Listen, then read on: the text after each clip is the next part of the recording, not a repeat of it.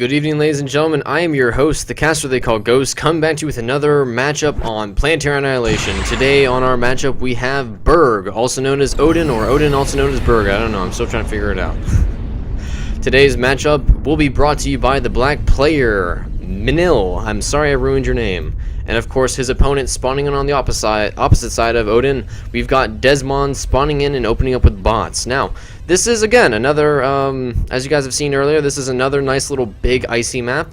So far none of the replays that I've found have actually had any navels, so we're going to keep to the nice little giant 3D map planetary design of Annihilation settings, and we're going to see what currently looks like double vehicles versus double bots. So interesting little style of opening here. It looks like our technically our black player.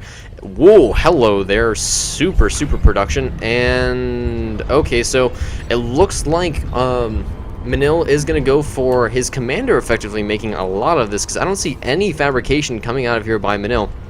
And while that does interest me, because effectively the commander is the equivalent of 3 fabrication bots, that really concerns me, because that is a lot of production time that he could be using making military, making structures, making things that typically bots can do just as well if you have enough. Now, of course, on the opposite side of that, we are literally seeing the exact opposite of what happens when you have too many bots doing multiple things. We have almost a total of 5 bots here coming out of Desomond, and as you can see, just economically, that threw him at 34% immediately. And of course, in the beginning stages of your opening, seconds, milliseconds, walking time for your commander, that is huge. Actually, this is kind of cute here, having this little robot push the commander. That's actually really nice. Now, he is finding energy, but you know, metal, it's not the prettiest. It's definitely not the prettiest. So what I'm hoping to see out of this is effectively like a perfect, this is what you do and this is what you don't do. So both sides kind of showing me what you need to do, and both sides showing me what you don't need to do. It looks like Mnill's opening up with a lot of, well, I don't know where his fabricators are going. They're kind of going everywhere, but I think what we're going to see is, yeah, okay, so we're going to see a lot of his fabricators just kind of open up, doing a bunch of random things. This one, I think, was not supposed to go this way. No, this one's going to be opening up and building us some metal for us, while our ally on the yellow side, I keep calling them allies, even though they're not allies. They're technically going to kill each other, at least one of them will. And it looks like both are, okay, so no, we're going to see, no, one's going to be opening up mass air with a vehicles mix, while the other one's going mass vehicles with an air mix. So, interesting little ideas here. It looks like both players thinking that theirs is the greatest for this silver level match. And in terms of economy, as we can see, both are actually doing surprisingly well. I would think with all of these fabricators going everywhere, these fabricators just kind of chilling here, fabricators helping fabricators, it was going to be a pretty economically insufficient game for him, or for Desomond, but so far so good. Black, on the other hand, he's gotten a little bit of everything. He's gotten a little bit of bots, no bots actually, no, he doesn't like robots, even though he is one himself. A lot of vehicles and air being built out here by the black commander with some energy and to kind of keep him going. Surprisingly enough, though, it's been really nice to see at least one player staying at 100% this entire game. And of course, surplusing isn't the best, but it's definitely not the worst. There we go, now he's hit 46%, and it ain't pretty. Now, both players continuing to sort of build things everywhere. There hasn't really been much cohesion or, I think, planning. I would want to think that the storage was built with the intention of saving some of it, but I don't think he's actually reached it unless the storage is actually doing what it needs to do. Now, I don't know why I zoomed out that far. Sorry about that, guys. But we do see some of these tanks, and we're going to see first blood finally being pulled out here by the black commander.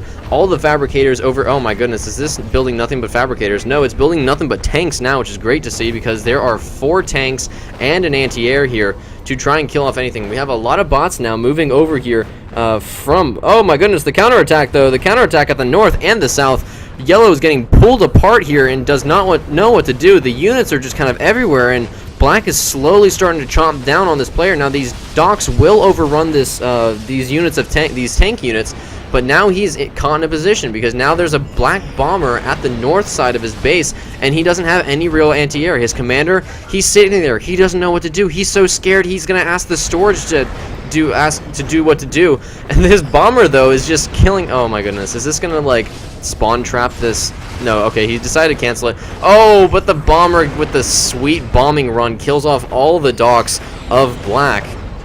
And as you can see, there is just death and destruction everywhere as this bomber continues to work his way around this air factory. He's killed off all of the docks, and does Yellow have an answer? He does. He's trying to send out almost like a Hail Mary shot of units, but there is a turret here. Oh goodness, I want to see this turret kill everything, because that's probably what we're going to see here. This fabricator, though, trying to get this up, maybe to try and defend itself and these metal extractors, which will die eventually. More bombers now being built out by Black. He's going to probably send these down here, which he is, to try and kill off the docks. Excuse me. Don't know what happened there. Apparently, there was just nothing but death. Now, this bomber is going to do some just fantastic job. Oh, nope, he's going to fly away. He's probably going to go to this north side here right now. And as you can see, these tanks and flame... Nope, it's just flame tanks now. Flame tanks turning into tanks, tanks turning into flame tanks. And there's just death and destruction for all. Now this one fighter gets... Oh, come on. Yes, okay, so he does get away. And then he gets shot as he's being spawned out. And he will die. Oh, no, you're going to just chill there. Oh, thank you, base factory. All right, so... On the south side, though, I want to keep it on that. I really want that fighter to... Oh, it is kill. Rest in peace, sweet prince. But a couple of these tanks just kind of chilling around right now. Never mind. That one apparently did not have the right to live. That tank just reminded it that if you're not looking at me, I'm going to shoot you with my giant friggin' barrel thing. I don't know. It's a muzzle. But... this tank deciding to go after this barricade, even though another tank was shooting at it. Looks like Yellow has decided to continue to build some more bot factories, while Black has continued to get some more energy, because obviously surplusing isn't good enough. You need a super surplus to make sure that your surplus is surplusing while your economy is being surplused. So a lot of more defense. I think this is aggressive turtling. I don't know really. We've got a radar. We finally have a radar out, though. Yeah, the first radar of the game, I think, has finally been placed here by Black, and I want to call that a victory in itself, because I don't think I've seen a single radar being built from any player that's typically in the Silver League, which is kind of cute to see. But the first radar of the game finally being built at 11 minutes 14 seconds. Okay, no, the timer isn't moving. It's telling you when the game's going to end, but you guys don't know when the game's going to end. Fantastic. So, more bots being built out here by Yellow. I'm expecting to see probably some more murder by these bots focusing down the flame tank, which is always good to see, but this turret is just too fantastic as it shoots down the anti-air wreckage. Now, more... Oh, no, okay, never mind. I was going to say, if this tank doesn't hold off that flame tank, these fabricators in that factory are going to drop like it's hot. Oh, wait a minute. Okay, either way, bombers and anti-air just chilling in the bottom of a crevice, because especially when you're trying to take a nap, what better to do at the bottom of a crevice than sleep? Now, Desomond just hit 70, 40, 60, 50 efficiency. There we go. He's going to just chill there right now as he drops down to 41. Mnill has, actually, in the beginning, he was a little bit shaky with his economy, but he did stay at 100% the entire time, so that's fantastic to see. His economy effectively just being able to overrun the very minimal production of Desomond, and that's really great to see that there's just so much production out. Now, the real question is, when does he actually go in for the kill, or when does Desomond decide to self-destruct? Because at this point, Desomond is definitely bleeding out. He's got 50, 70, 80... Okay, I shouldn't even try and call the efficiency out on him, but... he's definitely stuck in his base, and there really isn't much that he can do. Some more docks going to be pulled out, but this laser turret is going to do so much damage now with all of the docks that are trying to focus it down, but the tanks are just going to help support everything. Tons of damage getting played out, and this flame tank even being able to get on. That bomber doesn't really help that much, but of course the carpet bombing is always nice to see, especially when you're on the other side of it. But a pelter finally getting out for Black. That's actually kind of probably the only reason that he built it.